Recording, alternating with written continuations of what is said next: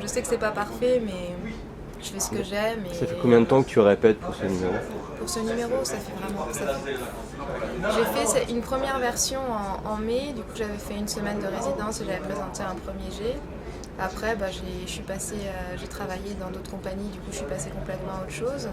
Et j'ai envoyé mon dossier pour le festival, genre à la date limite, dernier jour d'octobre.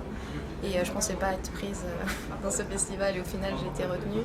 Du coup après j'ai commencé vraiment à vraiment essayer de créer un numéro et à bien le peaufiner pour le festival. Donc ça fait, j'ai dû travailler 2-3 semaines.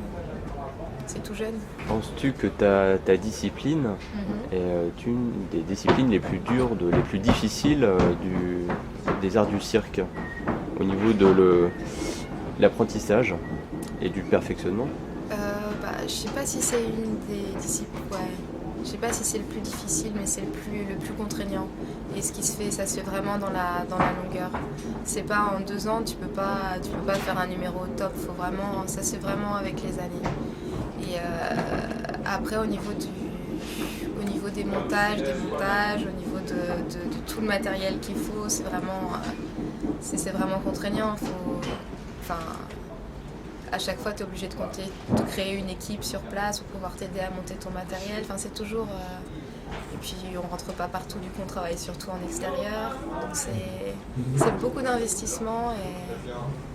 Ouais, 90% de galère pour 10% de plaisir. Voilà. Ça fait combien d'années que tu pratiques le funambulisme? J'ai commencé à l'âge de 8 ans dans une école loisirs. Donc là, j'en ai 27, donc ça fait 18-19 ans que je suis sur le funambule. Tu maîtrises ton art? Je pense avoir des bonnes bases maintenant quand même, oui. Et puis j'ai réussi à trouver vraiment ce qui me plaisait dans le funambulisme. Et c'est vraiment un moyen d'expression. C'est comme une seconde peau maintenant. C'est quelque chose qui va rester là à côté de moi toute ma vie. Je pense pas que... Rêves-tu de funambulisme spectaculaire en nature? Tu sais, parfois on a ces visions-là de personnes qui traversent 2 immeubles ou 2 montagnes. C'est quelque chose que tu as déjà testé, que tu as envie de faire? J'ai fait mes premières grandes traversées là, en juin dernier. C'était à 16 mètres de haut. Du coup, il devait y avoir 70 mètres de long. Et voilà. C'était où? C'était Alors j'ai fait en Macédoine et en Croatie. Non, c'était pas en Croatie, je sais. C'était au Monténégro. C'était dans quel lieu? C'était... Alors il y en a une, c'était dans un supermarché, c'était en haut d'un supermarché, et ils ont ramené un énorme camion et du coup le camion reculé, c'était ça qui faisait la tension. Et la deuxième, c'était dans un espèce, c'était super joli, c'était dans un port. Il y avait un espèce de château avec une petite fenêtre, du coup on s'est pris derrière et et je me suis accrochée de l'autre côté avec un arbre gigantesque et